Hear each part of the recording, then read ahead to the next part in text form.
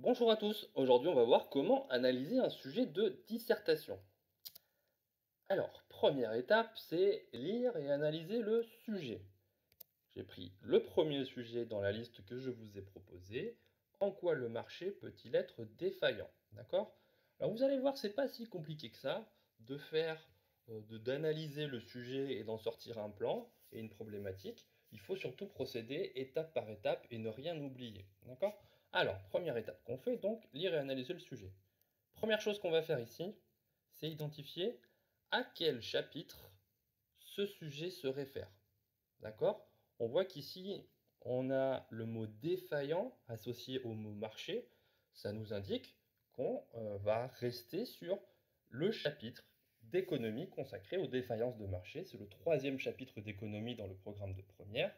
Ce qui veut dire que on ne mobilisera des connaissances, par exemple des mécanismes, etc., des notions qui ne proviennent que de ce chapitre, ok, et d'aucun autre. Déjà, ça nous permet de délimiter ce qui est attendu dans le chapitre. Ok. Deuxième chose qu'on fait, on va essayer de voir les notions qui sont incluses dans ce sujet.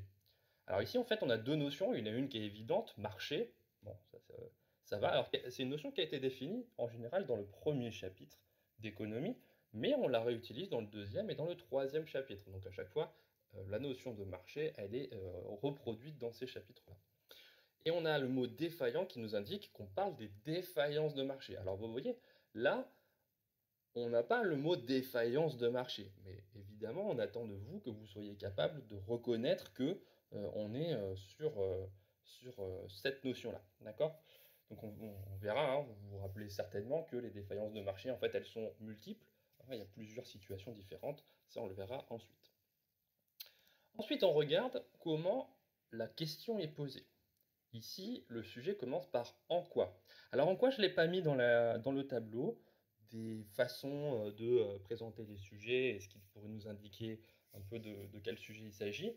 Mais en fait, ça se rapproche, c'est un sujet analyse, ça c'est sûr. Euh, on, euh, Ça se rapproche plutôt de comment, hein. On va essayer de décrire des situations qui montrent que le marché est défaillant.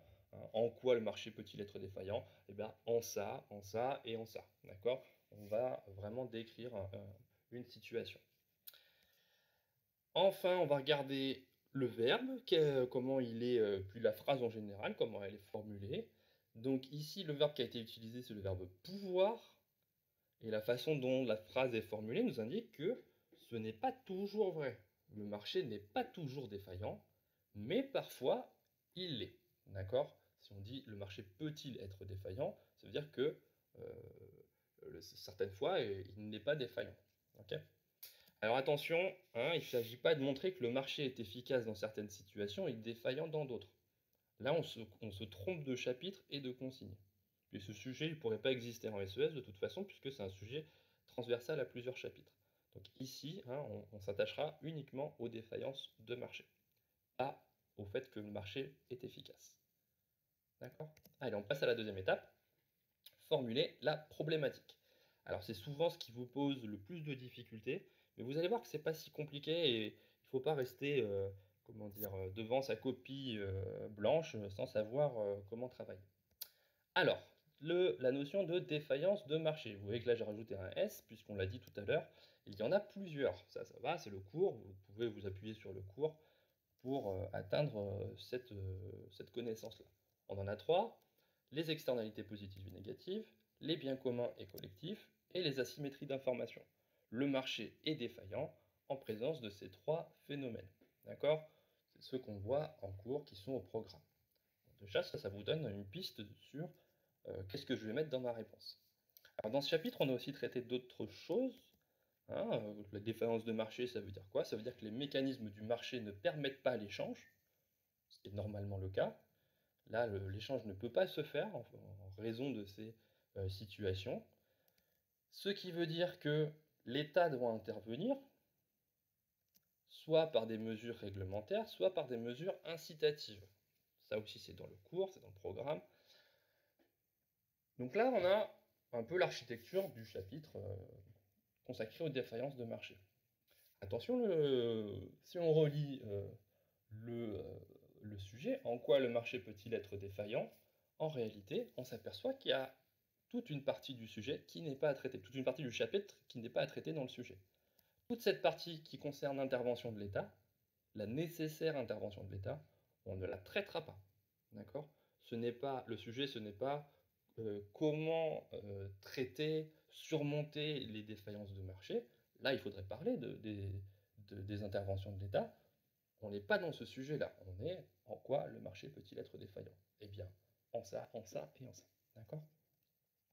Ce qui nous amène donc à délimiter le sujet uniquement dans la description, l'énumération des situations dans lesquelles le marché est défaillant.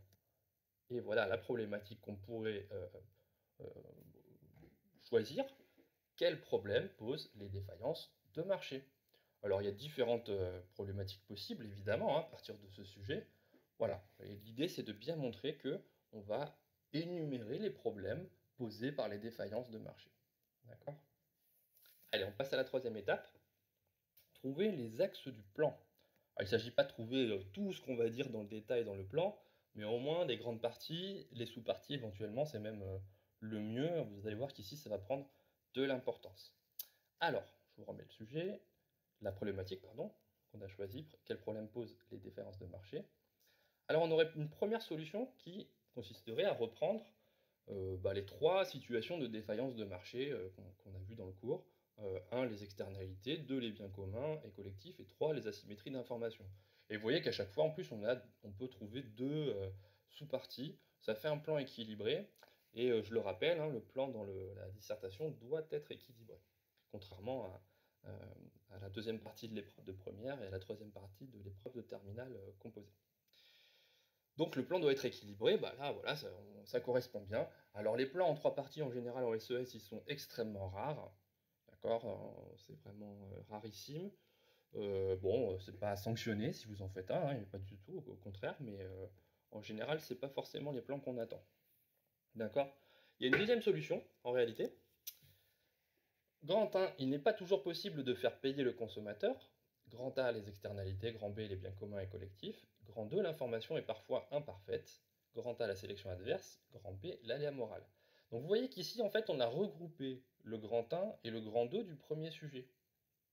Pourquoi on les a regroupés? Plutôt que de faire un truc très descriptif, on a essayé de regrouper les situations en fonction de ce qu'elles ont de commun. Et c'est ça faire un plan, en réalité. C'est pas juste réciter le cours, c'est prendre le cours et essayer de voir si on ne peut pas réagencer tout ça, remettre ça dans différentes catégories, peut-être regrouper des éléments entre eux ou dissocier des éléments entre eux, d'accord, et les réorganiser. Et bien ici, c'est ce qu'on a fait. On a pris le grand 1 et le grand 2 de notre premier plan et on en a fait un seul grand 1 dans le deuxième. Et vous voyez que le plan, il est équilibré. Il y a bien deux sous-parties à chaque fois. Le grand 3 du premier plan se retrouve dans le grand 2 de façon quasiment identique, mais vous voyez que le titre de la partie indique des choses différentes. D'accord? Indique quel est le problème que posent les asymétries d'information. Que l'information, elle est parfois imparfaite. Et ça va poser des gros problèmes pour que le marché puisse fonctionner normalement. Ok? Donc en fait, on a identifier des parties dans ce deuxième sujet qui permettent de répondre à la problématique. Et c'est pour ça qu'on va préférer ce plan. Alors, ce qui veut dire, évidemment, si vous faites le premier plan, vous n'allez pas être sanctionné, vous pouvez même avoir la moyenne, il n'y a pas de souci, mais le deuxième plan, il est bien supérieur, parce qu'il répond à la problématique, et c'est ça qui est le plus important, répondre à la problématique. Ok, les titres des parties répondent à la problématique. Attention, il faut que les parties soient équilibrées, j'arrête pas de le répéter, mais ce qui veut dire qu'il faut autant de sous-parties dans toutes les parties. Si dans mon grand 1 j'ai deux sous-parties, dans mon grand 2 je devrais avoir deux sous-parties, après il faut que je me débrouille. Et il faut éviter que, par exemple, mon grand 1, ici mon grand 1, je vais avoir beaucoup de choses à dire. Donc il va falloir que peut-être que je me limite, d'accord? Parce qu'il ne faudrait pas que mon grand 1 il fasse 4 pages et mon grand 2 une page. Ça, c'est pas possible non plus. Donc en termes de longueur, il va falloir aussi que j'ajuste un peu. Alors s'il y a un petit décalage entre les deux, on ne va pas compter les lignes, bien sûr, mais si c'est vraiment trop déséquilibré, par contre, ça pourra être sanctionné. D'accord? Donc, peut-être plus développé dans le 2 et dans le 1, être un peu plus synthétique. Allez, donc à vous de jouer. Je vous rappelle les 3 étapes hein, pour traiter les autres sujets que je vous propose. Donc, premièrement, lire et analyser le sujet, ce qui nous permet de formuler la problématique. Et cette troisième étape, trouver les axes du plan. Allez, à vous de jouer avec les autres sujets que je propose.